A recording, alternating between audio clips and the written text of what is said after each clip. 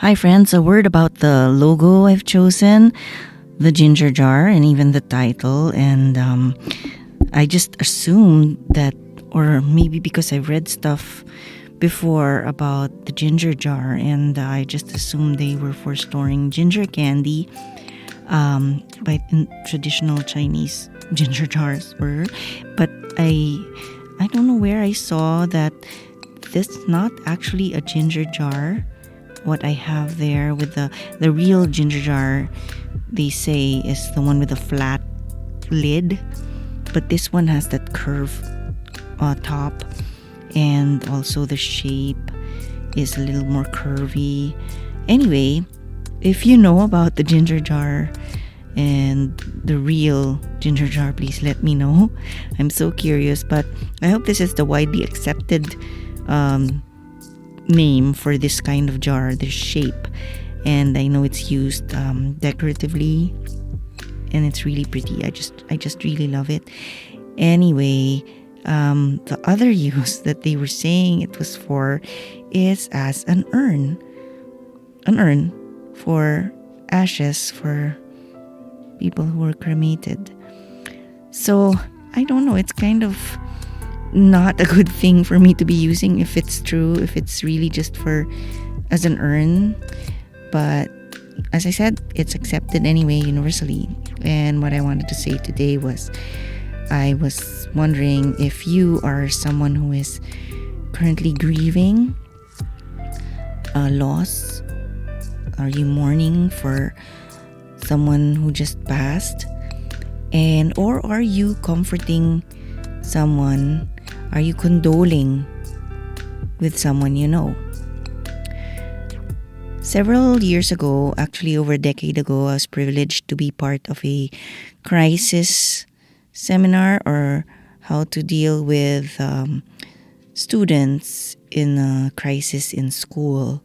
And this was conducted by someone who had worked with the school, Columbine High School. I think so. I think I remember right. So yeah, it was a long time ago. And while we don't really have those kinds of tragedies here, and I hope we never do, that particular kind of tragedy where there's a school shooting, I did and I have been using some things I learned from her. And simply that's what not to say to someone who is grieving a loss of a loved one. Trust me on this. I've used this knowledge. I've reminded myself. And so far, I've been hearing people who in grief who just pour it out and just let it out even months or years after they lost their loved one. You just need to let them talk.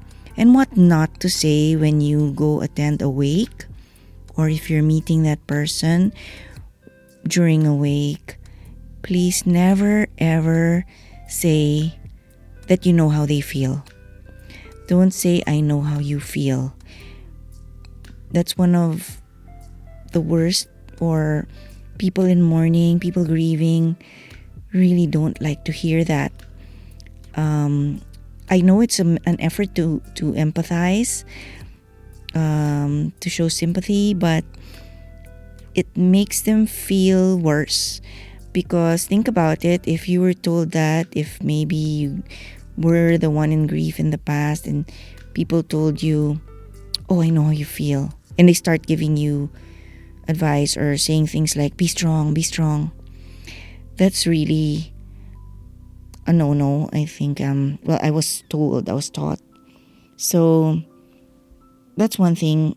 If you are going to condole with someone, just avoid saying that you know how they feel, and ask them. It's really hard, actually. It's really awkward to be asking.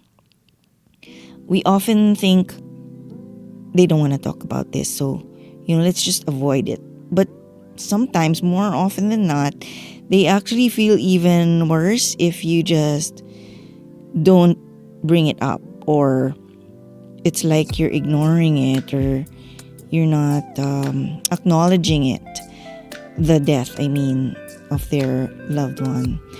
So, yeah, just please don't say, I know how you feel. Just let them know that you cannot imagine how they feel, that they must feel really bad. And it's always worse in the quiet times when nobody's left, when it's after the wake, in their day-to-day.